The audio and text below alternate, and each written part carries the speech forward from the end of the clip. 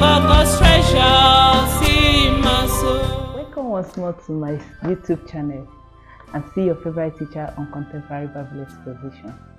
Don't forget to like, share, comment, and then invite others to this meal. So today we'll be bringing a beautiful exposition your way, and the topic is if thou be without fault. Yes, if thou be without fault, then you cast the first stone. You know, on earth, what people do is to go about casting stone in others. To cast stone is condemning others, faulting others, blaming others, complaining of things people have not really done, how they should have done it well. Just like going to watch a football match and you happen to sit beside people, commentators, friends. Wow. If you see the way they keep analyzing the football, the footballers on the pitch, the way they keep talking about how you should have played the ball and the rest, you'll be surprised that these people cannot lift a finger. These people cannot lift. So this is the deception of this fallen earth. So Jesus asks in John chapter 8 verses 3 to 10, he said, if thou be without fault. And this thing happened when a particular set, the Pharisees, brought a woman who was caught in the act of adultery. Okay, let's run through the reading. John 8, 3 to 10, the Bible says, and the scribes and the Pharisees brought unto him a woman taken in the act of adultery. And when they had set her in their midst, they said unto him, Master, this woman was taken in adultery, in the very act. Now Moses in the law commanded us that such should be stoned. But what do you say? See, this they said, tempting him, then they might accuse him. But Jesus stood down and with his finger wrote on the ground, as though he had them not. So when they continued asking him, he lifted up himself and said unto them, he that is without fault, he that is without sin among you, let them be the first to cast the stone. And again he stood down and wrote on the ground. And then the Bible says, and they were convicted in their own conscience. And then one by one they all left. And they left the woman standing alone.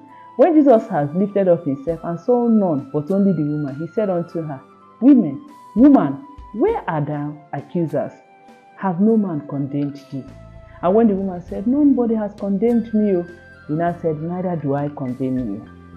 So this study is coming your way to say, if thou be without fault. A lot of times we look at our spouse, a lot of times we look at our children, a lot of times we blame what the society have not actually done well for us, yes, which they are supposed to do. A lot of times we blame the government, a lot of times we blame our leaders, a lot of times we blame so many things. Yes, we are in an earth where blame game is the order of the day. But my question is, if you are without fault, cast the first stone. Is there not something you have not done well yourself? One of the antics of the enemy is to hide men from themselves. And then the Bible says in 2 Corinthians that he goes about blinding the eye of men so that they don't see themselves. So when we don't see ourselves, we are hidden from ourselves. Our fault is hidden from us. The things we are supposed to do well is hidden from us. So we blame others. And that is why there is a lot of conflict. That is why there is crisis in the society. That is why so many families are in shambles. Why? Because we cast stones a lot. This study is coming our way to reduce the stone casting. Yes, reduce the condemnation. On one of the books I'm trying to produce, I said, what is your appreciation of your spouse? Is your spouse, is it commensurate with your condemnation?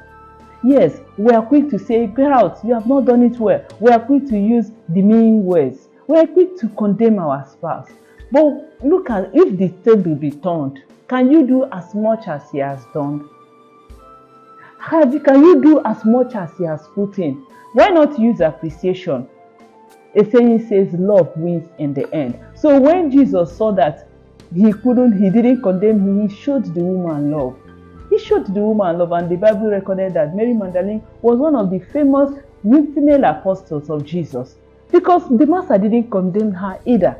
So she came with a heart of love and then followed the master wholly. Is there somebody you are supposed to love today? Or should you continue to cast stone? on that child, continue to cast stone on that spouse, continue to cast stone on that staff. Have you taken time to look at the other place, the other areas where this person is doing well? Oh yes. Have you looked at, oh, these are the things I have not done well myself. One of the things God does is to put His Spirit, to hide in men, so that He shows them the light, to give them light in their soul, so that they will be able to fight themselves, so that they can depend on the light in their soul to move their life forward. Why the enemy just take away the hard people from themselves, to make them fight others, to make them keep blaming others for their woes, and then stay where they are, and then in fact become worse than they are supposed to be. Now this study is coming your way to say, why cast the first stone? Have you done your homework? Have you sat down to look at yourself? Oh, how come your spouse is now an enemy? Somebody you don't want to see, somebody that wants to destroy you, somebody that wants to mar your life. But this is somebody who used to be precious, who used to be good, who used to be the best. So what happened eventually? Is there no contributing factor? Is there no way you have contributed? The study is coming our way to stop the blame game, to stop the condemnation, to stop the accusation, to embrace love, to embrace commendation, to embrace appreciation. Yes, the study is coming our way to tell you that he might not be perfect. We are not in a perfect sphere, no. Don't expect perfection from any man. So why not love? Why not care? Why not show like Jesus, who did not condemn the woman and then showed her love, and eventually she became one of the most useful women during his earthly mission. That child, that spouse, can still be the best thing that has happened to you if you change your perception about them. So this study is coming your way to stop casting the first stone, but look inwardly. Allow the light of Christ to look at you, and then make amends, and then look at the other person with the eye of love. Look at him with the eye of Christ. Look at him with the eye that he's not perfect yet, but there is hope tomorrow.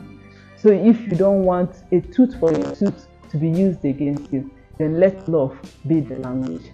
Let love lead. Thank you. As you do love, as you show love in this period of Christmas, the period of showing love is a period of sharing and caring. May we care the more. May we appreciate the more. May we see reason to be together with ourselves. The Lord bless you and heal our land. Heal our homes in Jesus' name. Amen.